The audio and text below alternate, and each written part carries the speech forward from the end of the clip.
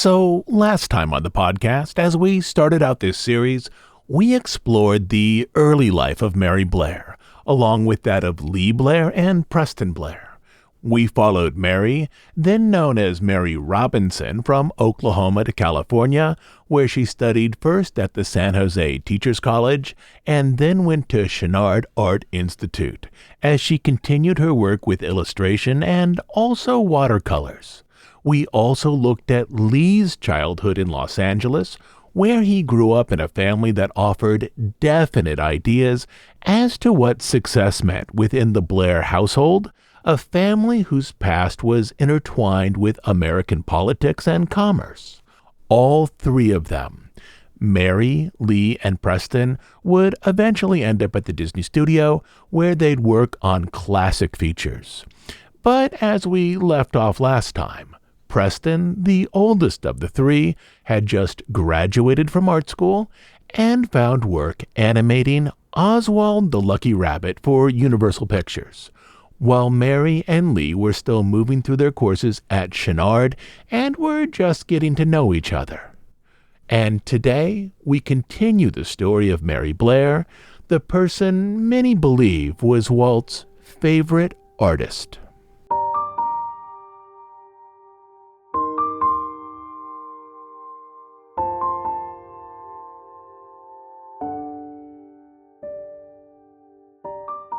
The art school that both Mary and Lee attended would shape them as artists, though in different ways, for their future careers. As Lee moved through Chouinard Art Institute, he found a home with other young watercolorists who mostly studied under Millard Sheets. Lee also had the sense that he and a few other classmates were artists at the forefront of a new aesthetic movement. For decades, American artists had been influenced by art movements originating in Europe. But the effects of the Depression, a cultural experience that would be studied for decades, caused Minnie and Lee's art circle to find new value in the space and people around them. This movement largely put aside elements of modernism, including abstraction, cubism, and various forms of post-impressionism that defined contemporary masters in Europe, such as Picasso and Matisse, and instead explored how art could reflect local values and experiences. The California watercolor movement focused on regionalism, using watercolors to capture not only contemporary images of California, but its mood and outlook as the country struggled to find its way through financially turbulent times, a period that also fostered community among those who suffered. The movement sought to capture contemporary life with urban images that reinforced the depth and somber complexity of the Depression, and with landscape images that presented both the city and nature. Painters in this movement typically worked outdoors among their subjects rather than in studios, with their efforts holding notes of social commentary, exposing the harshness of life during the Depression, the ways these difficult years affected individuals and groups of people. During class, Millard Sheets often took students out into the city where they painted what they saw around them. And Sheets would come around and sit down with you and show you where you were wrong and where you were right, Lee said. Beyond aspects of vision, Sheets focused on his students' craft techniques. With Sheets, I learned how to apply washes to my drawings, Lee said. In these classes, Lee developed his approach to painting, which at times was nearly a ritual. I stretch a piece of real good watercolor paper, he said, on a great big old piece of plywood, wet it on the back so it's nice and flat. Then you go to work on that with your watercolor brushes and stuff. You can work in pencil, then you can erase the pencil through the watercolor washes. I use a palette that consists of black, then it goes from there to alizarin crimson, then it goes to red, bright vermilion red, yellow ochre, lemon yellow, viridian green, cobalt blue, and if I want to, I have turquoise blue, then it goes from there to ultra green. That's the end of it. Lee also liked that watercolors incorporated the experience of creating the painting with the finished work. Watercolor is a much more fluid medium and much more immediate than oils, he explained. You can't make too many mistakes, and you can't scrape it out with a palette knife once you've done it. There's more spontaneity to it.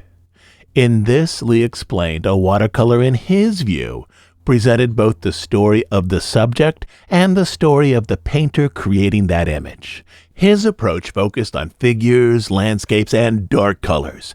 He tended not to use much pencil before painting, giving his watercolors a feathery sense of fluidity. More so than his teacher, Lee explored ways that color combinations could deepen the emotional mood of the overall scene.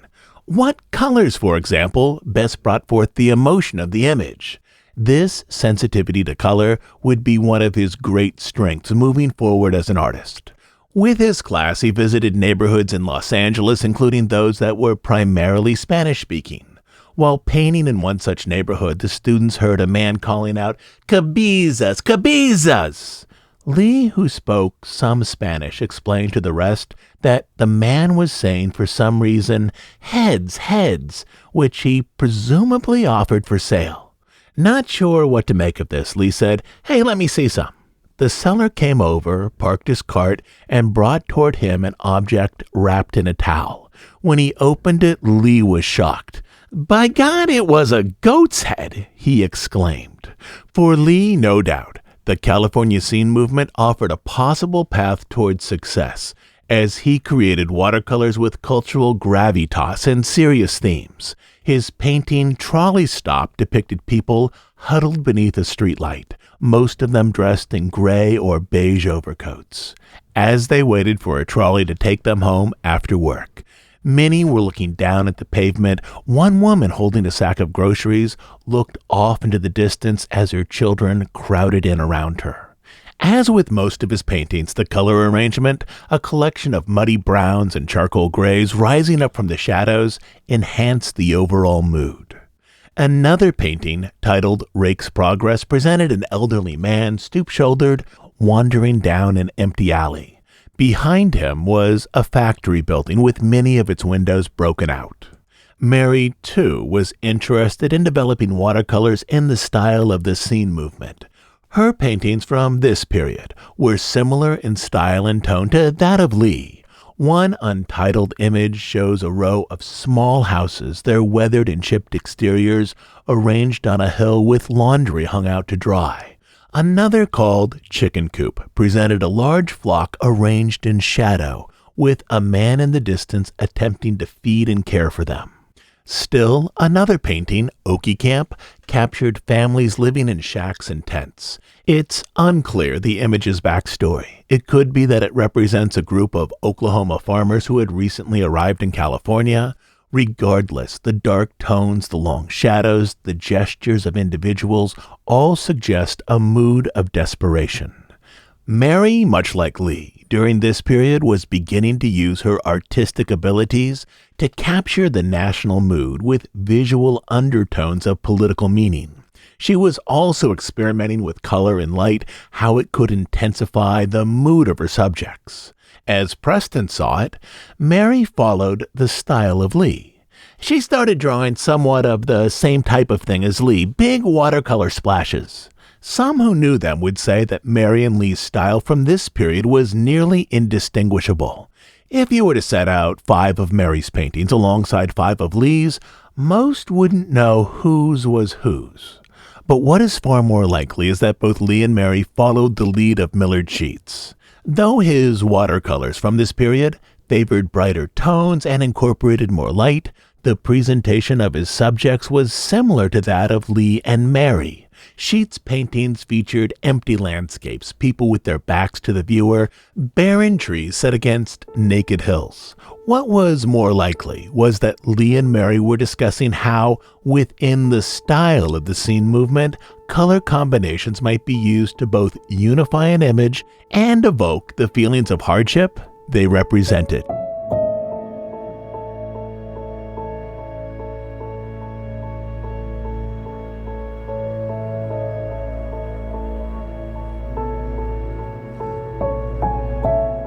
Beyond her interest in watercolors, Mary's experience at Chouinard was different than that of Lee.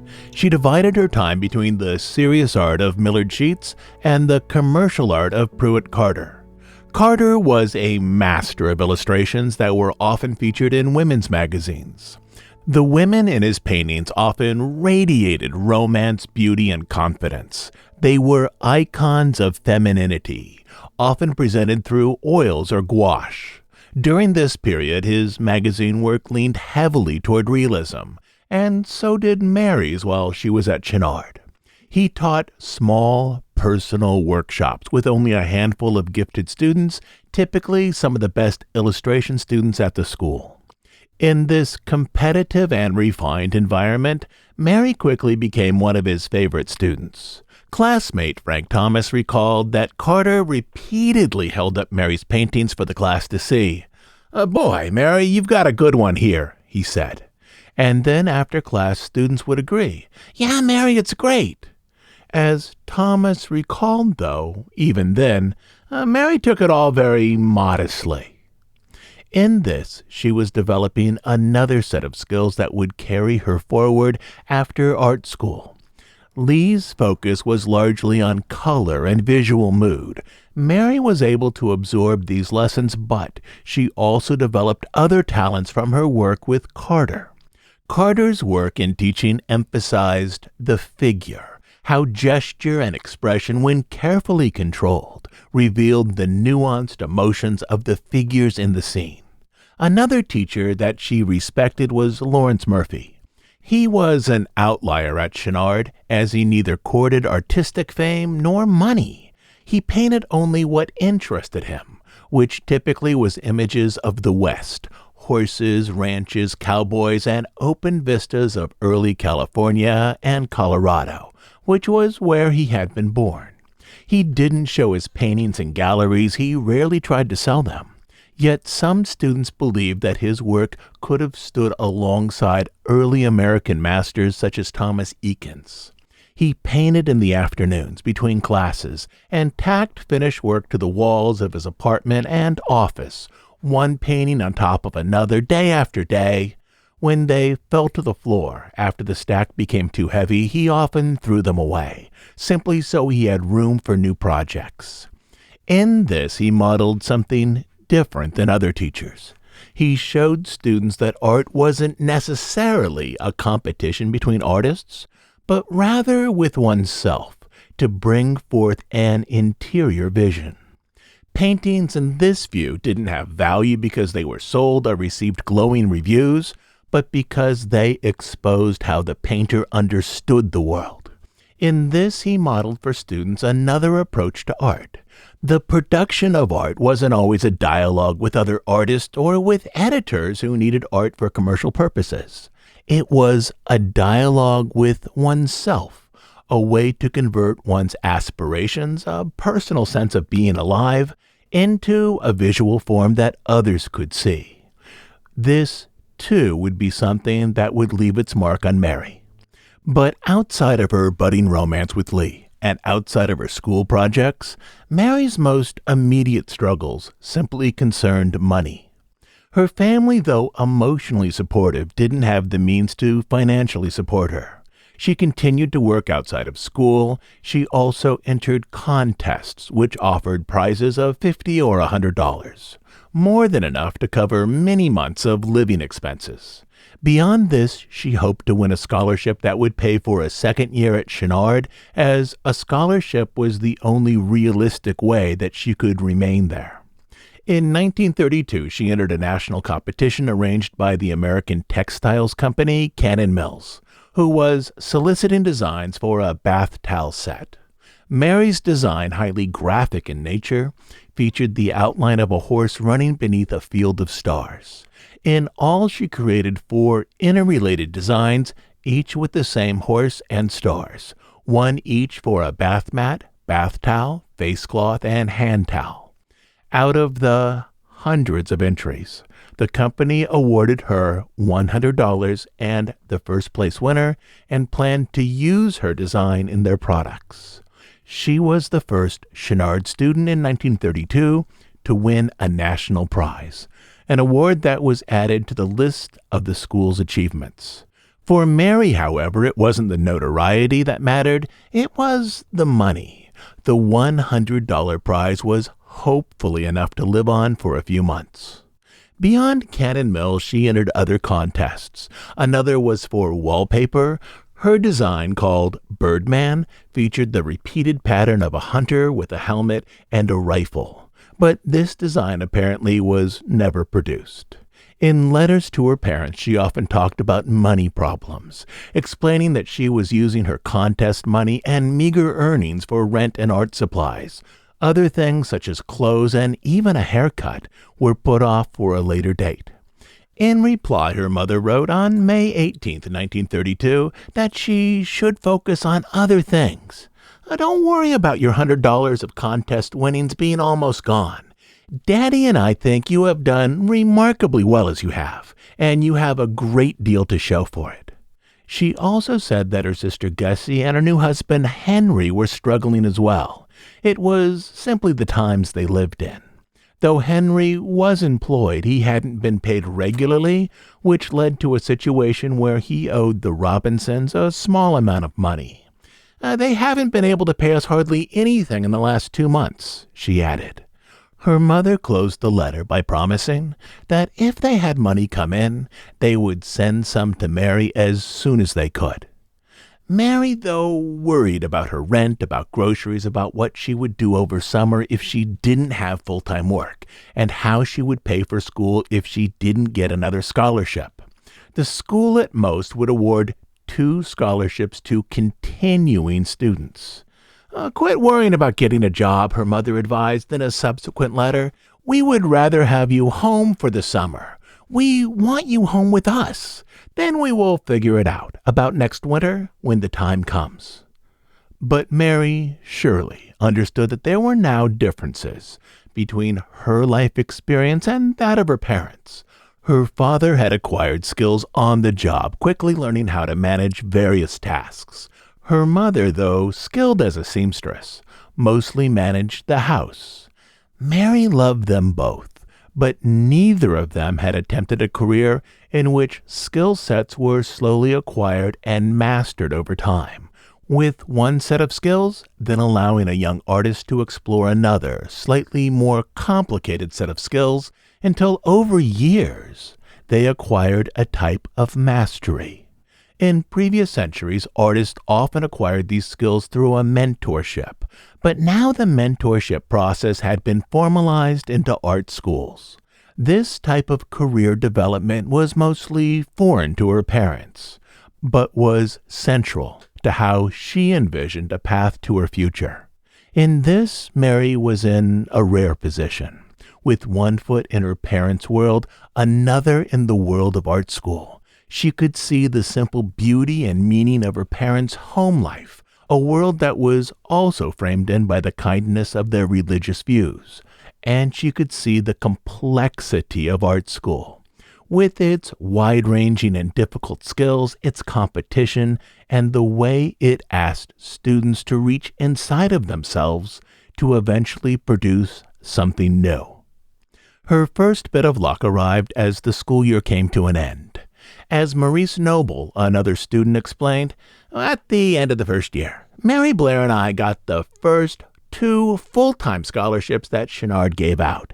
Things were still bad, and I had a food budget of 25 cents a day. That meant taking a streetcar downtown and going to the big central market and buying bags of this and that. I had a stew pot, and I'd throw some meat in it and potatoes and carrots and live on that for a week. For Mary, the scholarship meant that she would continue with school and that she would likely stay in Los Angeles over summer. Still, she worried about how she'd support herself until she found more work. Please don't worry about the money part of it, her father wrote. Saturday, I'll send you $5. I doubt you'll get it before Monday. I will try and send you what you need before you need it. Lots of love to our little girl that's making her mother and dad very happy. The $5 would come from a small pension check, likely related to his long-ago military service. Her mother, in a separate letter, added, "We are sure proud of you, and that is putting it mildly. Even if you don't get work this summer, we'll manage some way next winter, so you won't have to work while you're going to school. You're a peach and you don't know how happy you make your mom and pop when you do big things like that. Let us hear from you again real soon." The letters not only defined a young artist's struggle during the Depression, but also the presence of a well-connected family with parents who often put Mary's needs above their own, even though they didn't always understand the demands or rewards of arts training. In this, once more, Mary's idea of family was reinforced as a type of blind trust between parents and children, a trust that was cemented in love.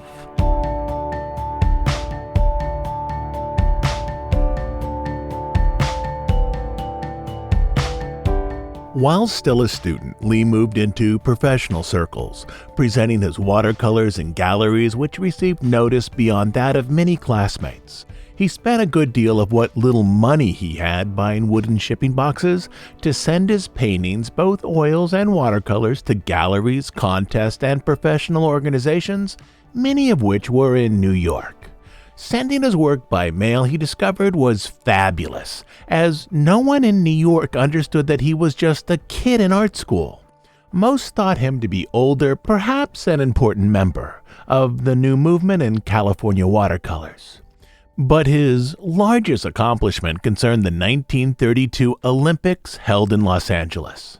In 1932, the Olympic arts competition, like that of sports, offered gold, silver, and bronze medals, same as in some previous Olympics.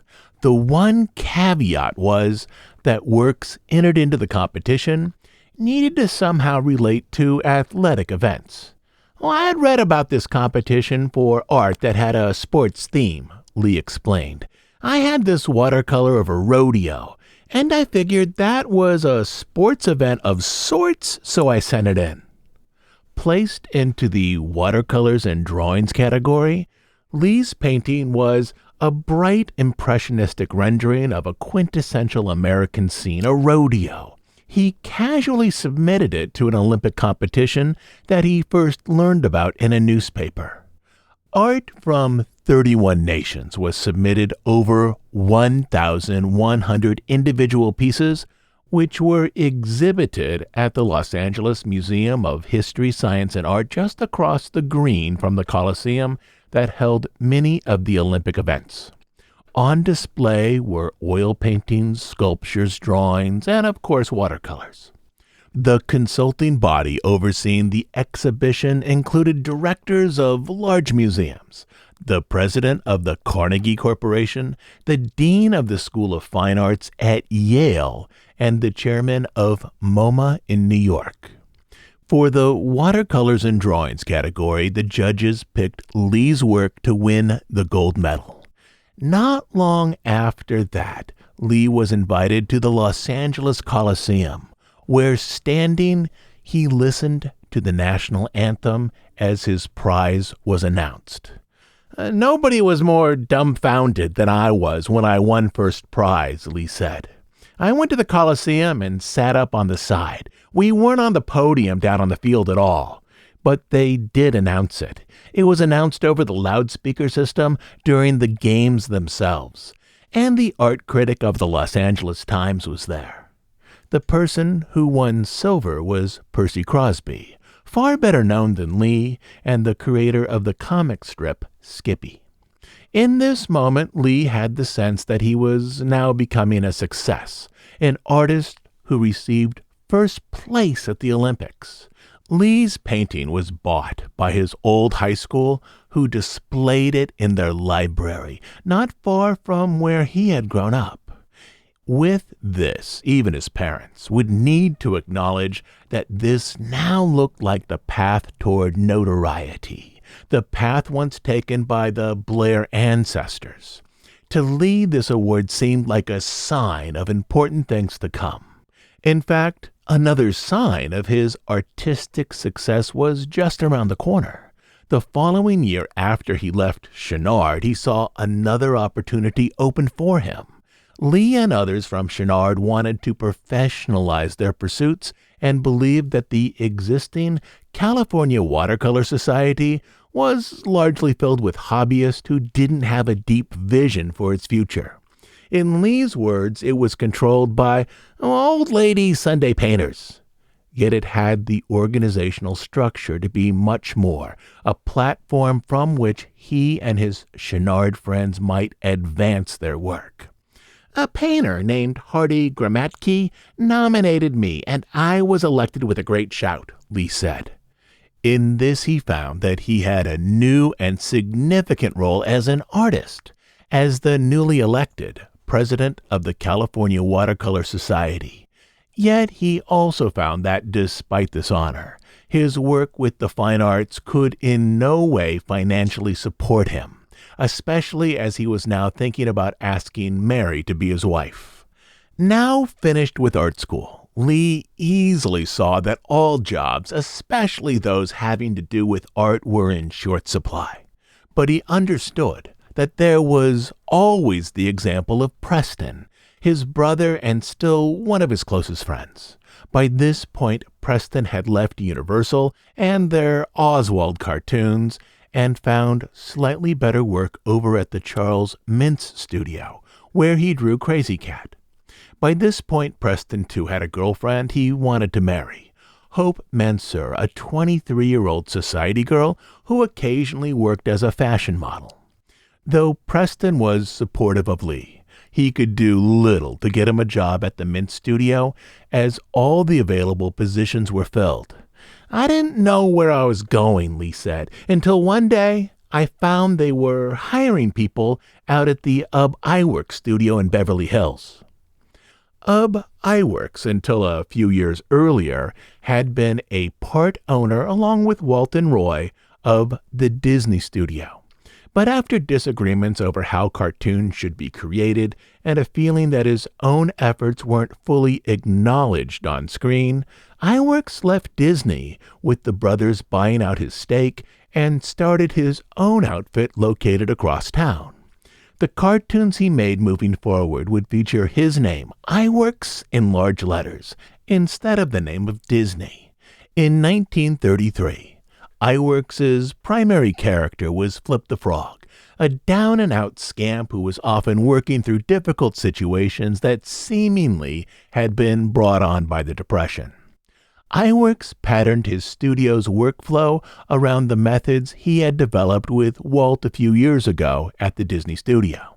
In this, animation was arranged around specialized jobs. After a story had been developed, work on a cartoon was handed off to the animation department.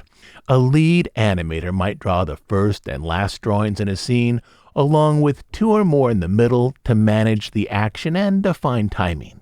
The lead would also draw any drawing held on screen for more than a few frames. An assistant might add 2 or 3 more drawings, filling out the scene and beginning to connect up the action.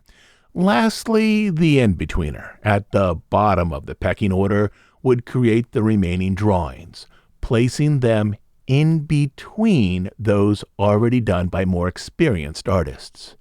I was an in-betweener on Flip the Frog, the lowest of the low, Lee said.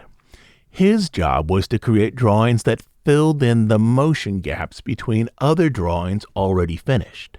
He didn't develop characters, nor did he plan out action. He simply matched his drawing style and line weight to those drawings that already existed in the scene, thereby finishing off the movement. It's purely mechanical labor, Lee explained. Iworks, he soon discovered, was somewhat of an unusual boss. He was pretty distant, Lee said. He seemed to have more of an interest in the machine shop downstairs and the mechanical end of the business. And at times I remember he was designing a multiplane camera. Iworks' multiplane camera, arranged vertically on a lathe bed, allowed an operator to place a series of images in front of the lens with depth. Up front would be the foreground image, perhaps a couple of trees. A foot or two away would be the midground images, perhaps the characters. And then finally a series of background images and the background painting itself. This arrangement allowed for animation to have a stronger illusion of depth than with a standard top-down table camera in which all of the images, arranged on clear cells, were stacked one on top of the other. As iWorks was consumed with the technical aspects of animation production, another artist, Grim Natwick, assumed the role of lead animator. Grim Natwick was our boss, artistic and otherwise, Lee explained, and was the artistic brain at that point of the studio. Like Lee, Natwick was a product of art school, his alma mater being the Art Institute of Chicago. He began his animation career in New York, where he worked at the Hearst Studio, bringing characters from newspaper comics to the screen. Though a few years later, while working for the Fleischer Studio, he designed the character of Betty Boop, which would forever be his calling card in animation circles. In this, Lee now had access to an artist and mentor who understood his world, that of art school, and also the world of commercial animation. Animation relied on some of the skills Lee had acquired at Chouinard, particularly those from his life drawing classes, where he had learned how to arrange gestures with clean, sharp lines. But Lee, like Preston, initially saw animation as little more than a paycheck. All my peer group thought I was prostituting my art doing Flip the Frog cartoons, Lee said. But I had to do that to make a living. I couldn't live on my painting. Mentally, he divided his life into different compartments. During work hours, he drew Flip the Frog cartoons. But in the evenings and on weekends, he focused on his own watercolors. I lived two lives, he said. I kept up my watercolor painting, as that, he believed, would continue his path toward success. Watercolors were also now part of the world he shared with Mary. As for Mary, she worked at the Theater Mart, which now presented a melodrama called The Drunkard, a play that was somewhat of a sensation around town. Some days she worked on her watercolors. 1 or 2 nights a week she took a class with Pruitt Carter, though most of her formal education was now behind her. In this, she was developing multiple approaches to art at the same time. She spent part of her time focused on commercial illustration and part of her time focused on sophisticated watercolors. Both she and Lee were at a turning point in their lives, as was Preston. They were in that unknown space just beyond art school, which had not yet defined itself fully. A space where they hoped the future would be good to them, but they could not see exactly what it would hold.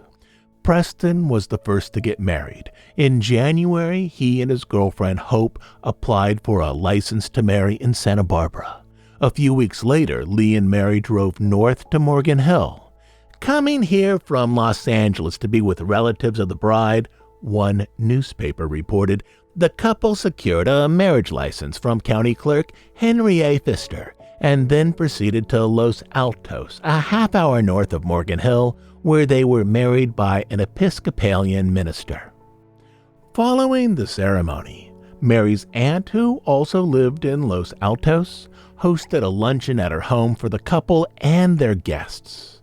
After the honeymoon, Lee and Mary returned to Los Angeles to begin their life together, a life often centered on art, creating professional paths that would take them far beyond the world of art school and teachers, those areas that, for the previous few years, had given them both security and hope that they would somehow make the leap from art students to that of professional artists.